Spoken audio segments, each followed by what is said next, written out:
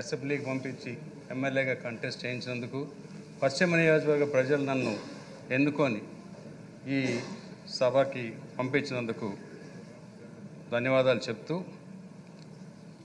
ముఖ్యంగా ముఖ్యమంత్రి గారి సహచరులు, కేబినెట్ మంత్రులకి, మరీ ముఖ్యంగా ఫైనాన్స్ మినిస్టర్ కేశవ్ గారికి అభినందన చెప్తూ, ఈ బడ్జెట్ గురించి మీరు సూచించిన విధంగా తక్కువ సమయంలో మాట్లాడాలంటే కొన్ని హిస్టారికల్గా చూస్తే 1995-96లో ఇప్పటి మన ముఖ్యమంత్రి గారు ఆర్థిక మంత్రిగా ఉమ్మడి ఆంధ్రప్రదేశ్కి కేవలం 3,195 కోట్ల రూపాయలు మాత్రమే బడ్జెట్. దాన్ని ప్రపోర్షనేట్గా చూస్తే 2,000 కోట్లు మాత్రమే మన ఆంధ్రప్రదేశ్ చెందుతుంది. అంటే అప్పటి నుంచి ఇప్పుడు చూస్తే 3 దశాబ్దాలుగా అంటే 30 టైమ్స్ పెరిగింది. కనీసం 150 టైమ్స్, నాట్ 30 టైమ్స్. అయితే ఈ సందర్భంగా మనం ఆలోచించవలసింది, మన భారతదేశ ఆర్థిక వ్యవస్థ విపరీతంగా మల్టీఫోల్డ్గా పెరగడానికి గత 10 సంవత్సరాల్లో చాలా బ్రహ్మాండంగా మన ప్రియతమ ప్రధానమంత్రి నరేంద్ర మోడీ గారి నాయకత్వంలో చాలా పటిష్టమై ప్రపంచంలోనే భారతదేశ ఆర్థిక వ్యవస్థని పడేలాగా అతి త్వరలో మన భారతదేశం ఎక్కడో ఉన్న భారతదేశాన్ని ఆల్రెడీ ఇప్పుడు 9వ ఆర్థిక వ్యవస్థగా వచ్చాం. అతి త్వరగా 5వ స్థానానికి చేరే దిశగా పరుగులు పెడతా ఉన్నాం. 5 నుంచి 4 అది చాలా త్వరగా వచ్చేటుంది, ఎందుకంటే గ్యాప్ చాలా తక్కువ ఉంది. ఈ 10 సంవత్సరాల్లో మనం గమనించినట్లయితే ముఖ్యంగా భారతదేశం ఎప్పుడూ కూడా చాలా ధనిక దేశం. Because of it's natural resources, sea coast కానీ, తర్వాత అపారమైన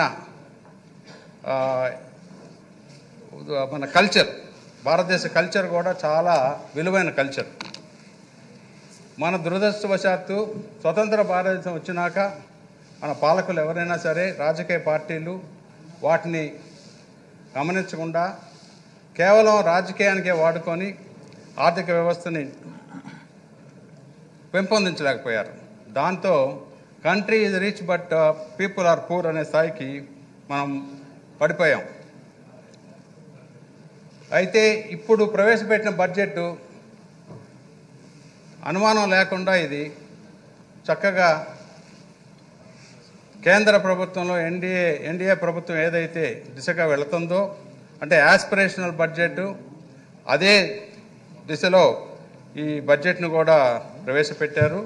మెయిన్లీ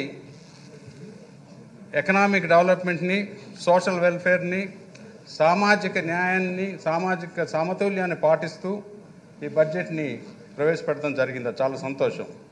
ఎందుకంటే అది ముఖ్యంగా ఎందుకన్నానంటే బీసీ వెల్ఫేర్కి 47,456 కోట్లు పెట్టారు. అయితే లోగడ బడ్జెట్లో 38,605 కోట్లు పెట్టారు, కానీ అది కూడా ఖర్చు పెట్టలేదు. అట్లాగే ఎస్సీ వెల్ఫేర్కి 20,281 కోట్లు పెట్టారు. లోగడను 8,159 కోట్లు మాత్రమే పెట్టడం జరిగింది. డెఫినెట్గా ఈ బడ్జెట్ కూడా ఎలకేషన్స్ బాగానే ఉన్నాయి. ప్రైవేట్ ఇన్వెస్ట్మెంట్స్ వచ్చి దాని ద్వారా ఇండస్ట్రీ బాగా పెంపొందిస్తారని నమ్మకం.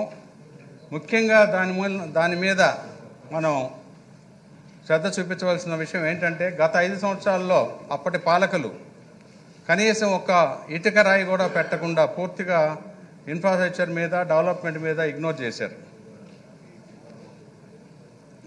మీకు అందరికీ కూడా తెలుసు, మన ప్రజాస్వామ్యంలో